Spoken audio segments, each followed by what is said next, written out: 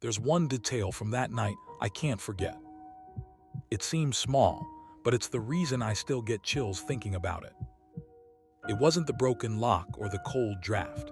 It was the smell, the cloying, artificial scent of peppermint wax melting in a house where no candles had been lit for years. I am 28 years old, and last December, I was spending my first Christmas alone in the Victorian home I'd inherited. The house was a labyrinth of peeling floral wallpaper and floorboards that didn't just creak. They groaned under the specific weight of anyone moving through the hallways. It was 3 days before Christmas, and the air was thick with the smell of stale pine and the metallic tang of the old radiator. I spent my hours in a routine of scraping old paint and drinking bitter, lukewarm coffee, trying to ignore the way the shadows seemed to stretch toward me whenever the overhead lights flickered. I had been spending most of my time in the attic, sorting through boxes of holiday memories. The attic was a sensory vacuum, silent, save for the hum of the small space heater I kept at my feet and the occasional whistle of wind through the gables. That was when I found it, a vintage jack-in-the-box painted a dull, faded crimson. I remember distinctly closing the latch, the spring resisting me with a rusted click before I headed downstairs. When I returned an hour later, the box was sitting in the center of the rug. The lid was flipped wide open, the clown's head bobbing slightly on its neck as if it had just been released. I froze. My brain immediately went into overdrive, trying to rationalize the irrational. The spring is old, I told myself. The vibration from the radiator must have shaken the latch loose. Or maybe the heat from the space heater expanded the metal. I forced a laugh, though it sounded thin in the empty room, and I closed the box again, harder this time, and shoved it into a corner. The second jolt came later that evening. I had decided to organize a heavy storage trunk. I sliced through the brittle packing tape and heaved the lid open. My heart didn't just beat, it hammered against my ribs like a trapped bird. Resting right on top of a stack of pristine white linens was a single, wet boot print. It was fresh. The edges of the tread were clearly defined, and a small pool of melted slush was still soaking into the fabric. This wasn't a mechanical failure. An adult had been standing in this trunk. I felt the sensory blackout hit me, the sudden ringing in my ears and the metallic taste of adrenaline flooding my mouth. I realized then that I was being watched. I thought back to the back door. Did I lock it after taking the trash out? What if that shadow in the hallway wasn't the coat rack? I reached for my phone to call the police, but the screen remained black. The battery had died in the cold. I was isolated. Then the floorboards groaned upstairs. Not the random settling of wood, but the rhythmic, heavy footfalls of someone walking directly above me. I didn't scream. I retreated into the kitchen, my movements jerky and sharp. I heard the attic door, the one I had locked, creak open. I dove into the pantry, pulling the slatted door shut and pressing my back against the cold shelves. Through the slats, I watched the kitchen light flicker and die. The footsteps descended the stairs. Slow, deliberate. Every thump echoed in my chest. I saw a figure pass the pantry, a tall, unnaturally still shape that smelled of that same cloying peppermint. It stopped right in front of my hiding spot. I held my breath until my lungs burned, my eyes stinging as I stared at the dark outline of a hand reaching toward the pantry handle. Just as the latch began to turn, a car's headlights swept across the kitchen window, a neighbor turning around in my driveway. The figure flinched, retreating into the shadows of the hallway. I waited for hours until the sun began to bleed through the frost on the windows. When the police finally arrived and swept the house, they found the attic window wide open, but no one was there. I wanted to believe I was safe. But when I went to my bedroom, I stopped dead. Resting on my pillow was a small, neatly wrapped gift box with a red ribbon. Inside, nestled on a bed of peppermint candies, was my own spare house key, the one I keep hidden in the basement. Now I don't feel safe in my house anymore. I don't know if I ever will.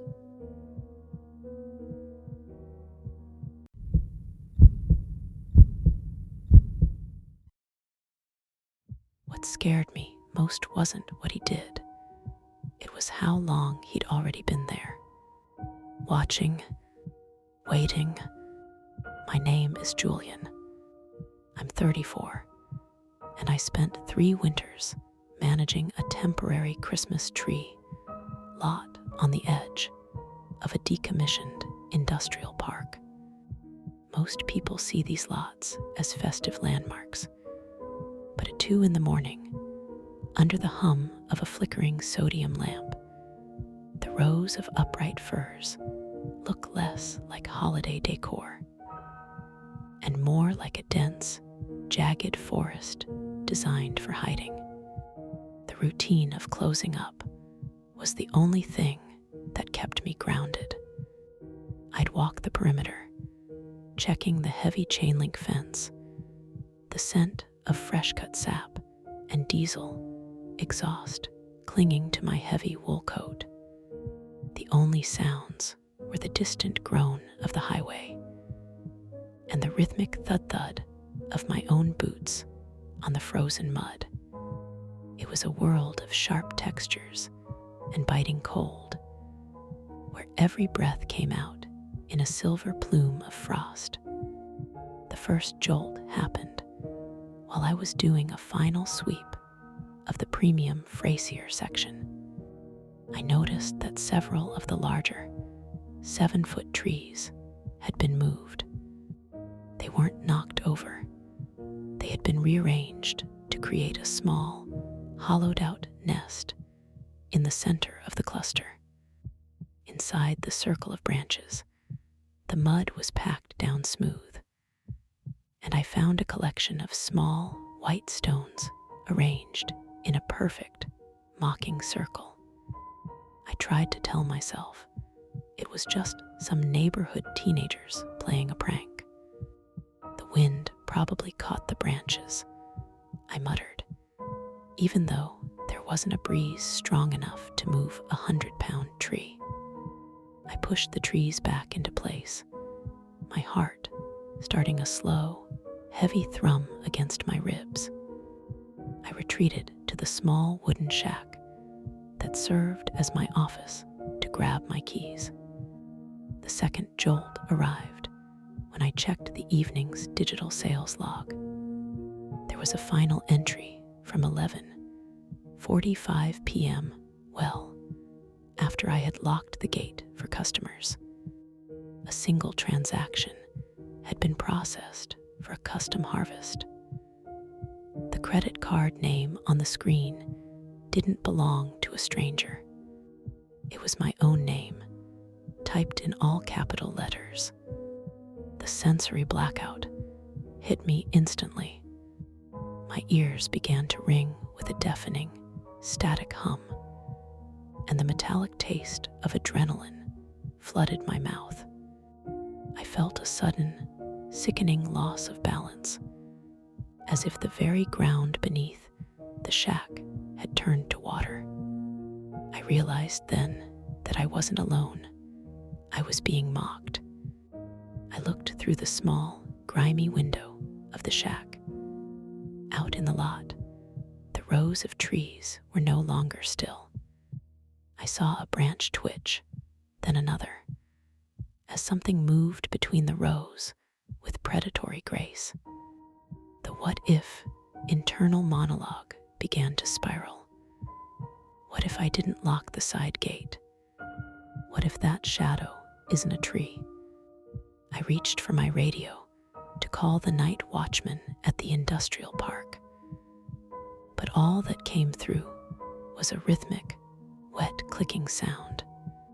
The confrontation began when the power to the lot suddenly cut out.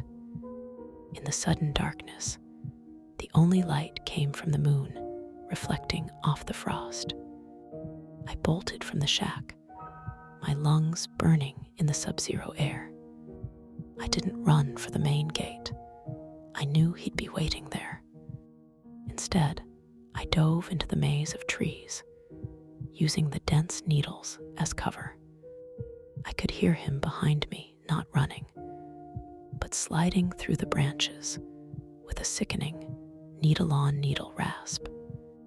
I crouched behind a heavy Nordman fir. My breath held until my chest felt like it would explode. I watched as a tall, thin silhouette passed just inches from my hiding spot. He was carrying a long, serrated harvesting saw, the metal gleaming like a silver tooth in the moonlight. He stopped, his head tilting as if listening for the frantic beat of my heart. In a final burst of adrenaline, I scrambled under the gap in the chain-link fence behind the mulch pile, the jagged wire tearing through my jacket. I didn't stop running until I reached the bright, fluorescent safety of a 24-hour gas station a mile away. I survived, but the relief is hollow. I went back the next day with the police, and while the lot was empty, they found one final detail. In the center of the lot, my desk chair from the shack had been moved out into the mud. Resting on the seat was a small, hand-carved wooden figure of a man, dressed exactly in the clothes I had been wearing the night before. Escape was successful, but the realization that he knew me so well proves the threat is ongoing.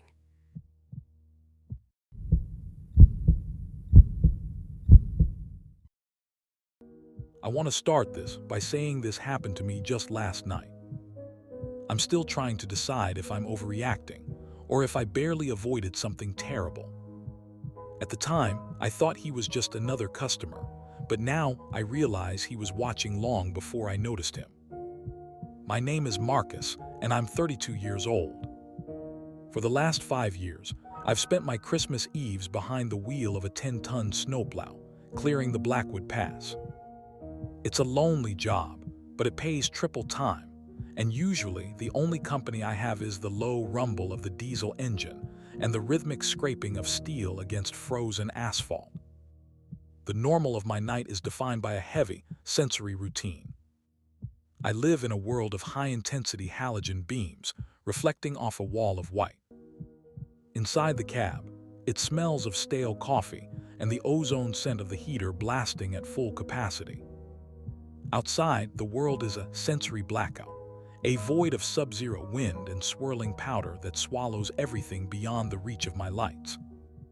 The dashboard hums with a steady vibration that settles into your bones, making the rest of the world feel like a distant, fading memory. The first jolt happened near the summit, around 3 in the morning. The blizzard was at its peak, reducing my visibility to a few flickering feet. As the plow rounded a sharp embankment, my headlights illuminated a figure standing directly in the center of the lane. It was a man wearing a light, summer-weight suit, no coat, no gloves, no hat. He was perfectly still, his arms hanging limp at his sides. I slammed on the brakes, the heavy truck sliding and groaning as the sensory blackout of the whiteout intensified. My heart hammered against my ribs, and I felt the metallic taste of adrenaline pool in my mouth. I sat there for a long moment, the wipers slapping back and forth. By the time the snow cleared enough to see, the road was empty. I climbed out of the cab, my boots crunching on the fresh ice, but there were no tracks. No footprints leading into the trees, no indentation in the snow where a body had been standing. I spent 10 minutes pacing the road, trying to logically explain it away. It was a trick of the light, I told myself. Exhaustion playing tricks on my retinas. The shadows of the pine trees falling just right. I forced myself back into the cab, my hands shaking as I gripped the wheel, but the what-if internal monologue had already begun to spiral.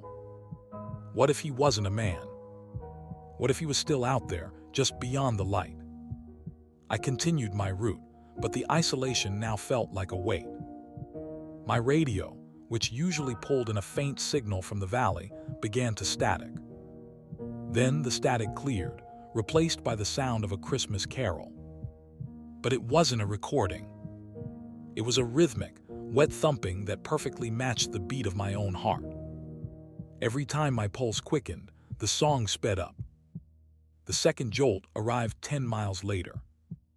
I noticed a series of dark streaks on the passenger side window. At first, I thought it was just road salt or slush. I turned on the interior light, and the spine-tingle moment hit me with the force of a physical blow. The streaks weren't salt. They were long, slender frost patterns in the shape of human fingers, pressed against the outside of the glass. They were elongated, with too many knuckles, as if something had been clinging to the side of the moving truck, peering in at me while I drove. I felt the neurological reaction immediately, the ringing in my ears and the sudden loss of balance even while sitting down. I realized then that I wasn't just alone on the pass, I was being targeted. Suddenly, the engine sputtered.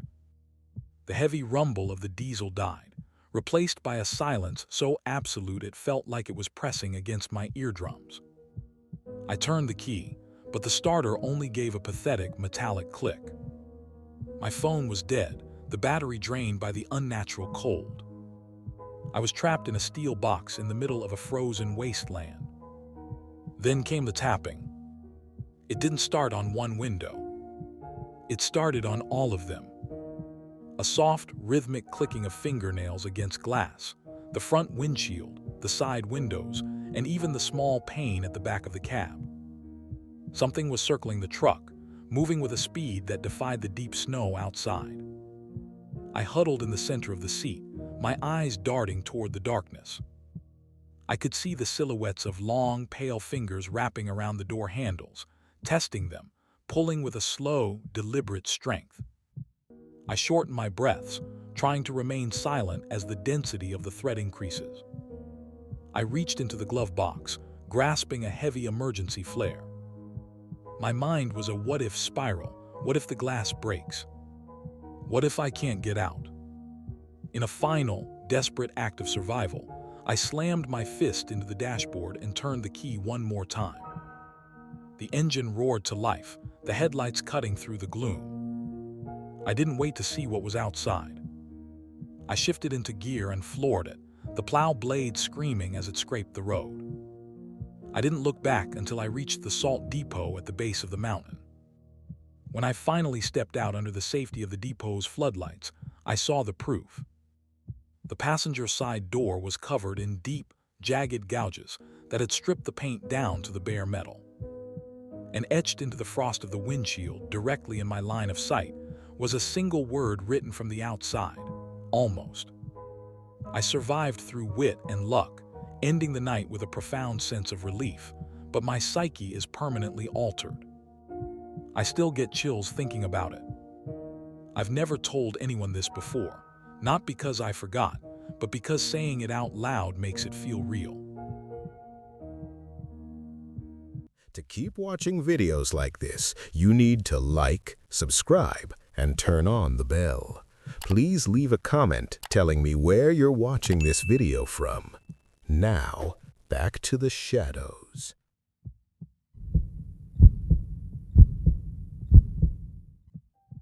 I used to work night shift at a small hotel, and even a year later, what happened that night still makes my stomach drop. Nothing violent happened, but that's almost worse, considering how close it felt. My name is Elias, and at 29, I thought I had grown accustomed to the eerie stillness of a corporate plaza during the Christmas lockdown. The building was a monolith of glass and steel, decorated with oversized, shimmering ornaments that looked more like cold, watchful eyes in the dim security lighting. The normal of my shift was grounded in a specific, lonely routine. I lived by the hum of the vending machine in the break room and the rhythmic, buzzing flicker of the overhead fluorescent lights that never seemed to fully commit to being on. The air always carried the faint, metallic scent of floor wax, and the bitter, burnt aroma of stale coffee that had been sitting in the pot since 5 p.m. It was a world of gray shadows and the distant, echoing sound of the HVAC system groaning like a living thing deep within the walls. The first jolt happened around 2 a.m. I was sitting in the security pod, my eyes scanning the grid of 16 monitors. On camera 4, which covered the main lobby, I saw a figure standing perfectly still next to the towering Christmas tree. It was a tall person in a dark overcoat, their face obscured by the high collar. I leaned in, my breath fogging the screen. I checked the badge and logs. No one had entered through the main doors. When I looked back at the monitor, the figure was gone. I toggled the playback, but the screen only showed a brief, jagged burst of static where the figure should have been. I told myself it was a glitch, a lingering ghost image from a previous frame or a trick of the tinsel reflecting the emergency lights. I spent the next 20 minutes trying to logically explain it away. I checked the motion sensors, which remained stubbornly green. "It's just the isolation," I whispered to the empty room. The mind fills the silence with whatever it fears most. This rationalization held until the internal phone system on my desk began to chime. The caller ID displayed the executive suite on the 42nd floor, an office that had been dead-bolted from the outside for the entire holiday break. When I answered, there was no voice, only the sound of heavy, rhythmic breathing and the faint, unmistakable jingling of small bells. The second jolt hit me with a physical force. The sensory blackout took over. My ears began to ring with a high-pitched whine, and I felt the metallic taste of adrenaline pool under my tongue. My balance shifted as if the floor had tilted. I wasn't just watching a monitor anymore. I was being hunted. I realized then that I had forgotten to check the service elevator locks earlier that evening. What if someone was already inside? I grabbed my heavy flashlight and headed toward the elevators, my heart hammering a frantic rhythm against my ribs. As I stepped into the chrome car, the doors slid shut with a finality that made my skin crawl. I pressed the button for the lobby, but the elevator didn't move. Instead, the speakers in the ceiling crackled to life. "Lobby," a voice said. It was my voice, but I hadn't spoken. It was a perfect, 5-second delayed echo of what I was thinking. I felt the spine-tingle moment, that cold, electric shiver that starts at the base of the neck and paralyses the limbs. I stood frozen as the voice began to repeat my internal thoughts back to me, whispering the fears I hadn't even whispered aloud yet. "He's behind you," the voice echoed, sounding more like a snarl than a recording. I whirled around, swinging the flashlight. The elevator was empty, but the mirror-polished walls showed a distorted reflection of the doors opening behind me on the 42nd floor.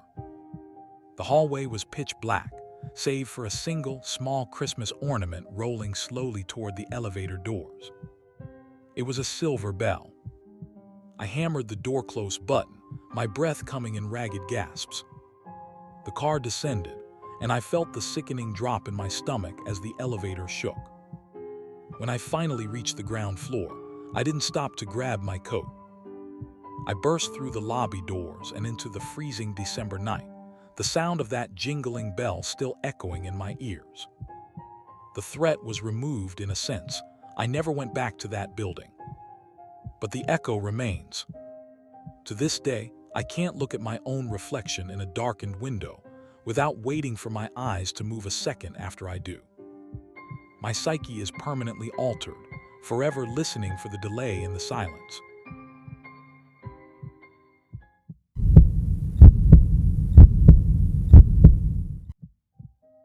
The moment he said my name, everything changed. I hadn't told him, and there was no reason he should have known it. My name is Sarah, and at 31, I was the last person in the office on the 23rd of December.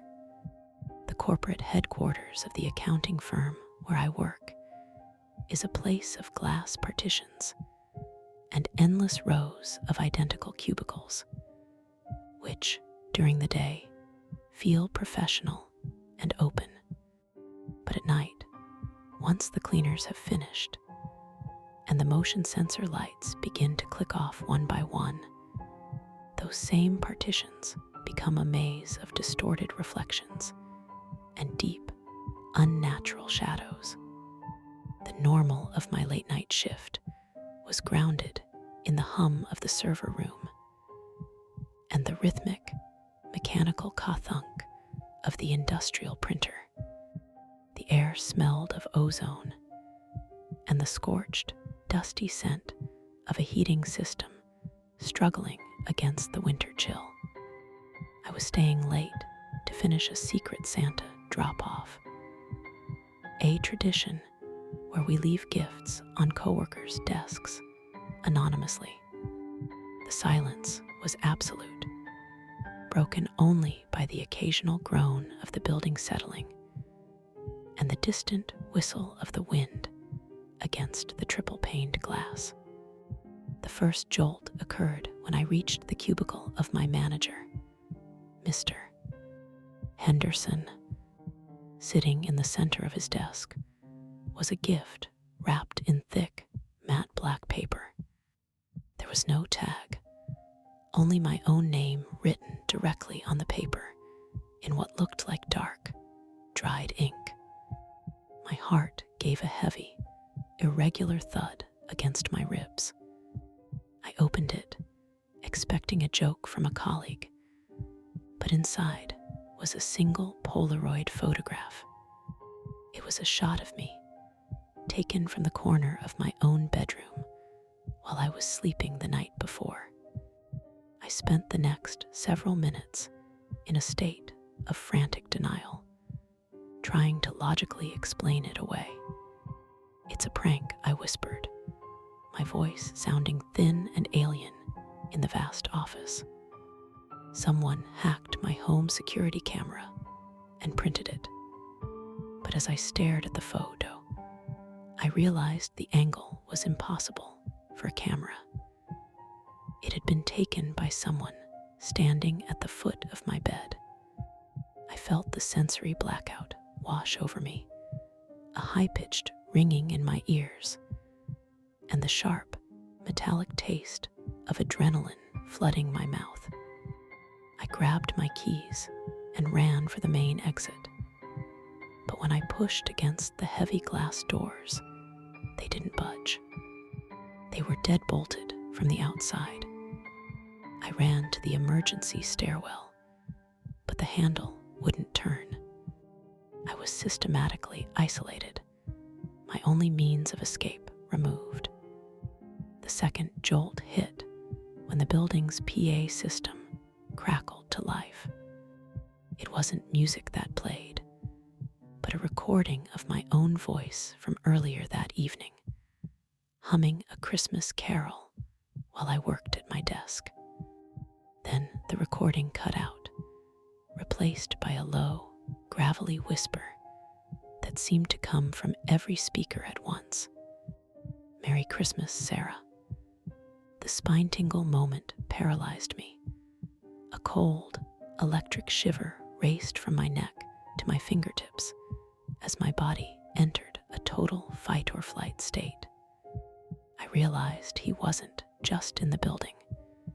He was in the security booth, watching me on the monitors. The confrontation turned into a high-stakes game of hide-and-seek. I dropped to my knees, crawling through the darkened cubicles, my movements dictated by the what-if internal monologue of a cornered animal. What if he hears my breathing? What if he's waiting around the next corner? I could hear the heavy, rhythmic thud of his boots on the carpeted floor, moving slowly, savoring the hunt. He began to narrate my movements over the PA system, his voice a distorted echo of my own terror. "You're getting warmer, Sarah. Just 3 rows away now." I found a maintenance hatch leading to the HVAC crawlspace and pulled myself up just as a shadow fell across the carpet where I had been kneeling. I crawled through the cold, galvanized steel ducts, my heart hammering against the metal, until I reached the exterior maintenance ladder. I survived by sheer luck, reaching the street level and flagging down a passing patrol car. The police found the office empty, the black-wrapped gifts gone, and the security footage wiped clean. I never went back to that job. I moved to a different city, but the echo remains.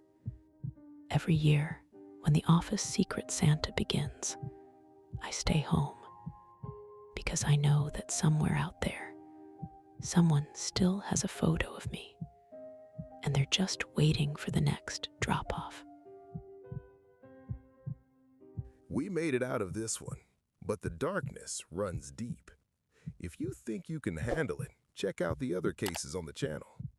Don't risk losing the signal. Like, subscribe, and turn on the notification bell. The next investigation is starting now.